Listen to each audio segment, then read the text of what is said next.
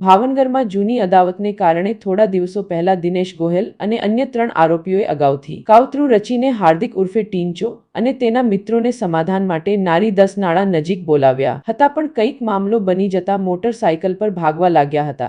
ત્યારે આરોપી દિનેશે પોતાની કારથી હાર્દિકના મોટરસાયકલને પાછળથી ટક્કર મારી હતી, જેમાં હાર્દિકનું સારવાર દરમિયાન મોત થયું હતું। આ ઘટના અંગે પોલીસે ઘટનામાં સંડોવાયેલ 3 આરોપીઓને ઝડપી લઈને કાર્યવાહી કરવામાં આવી રહી છે।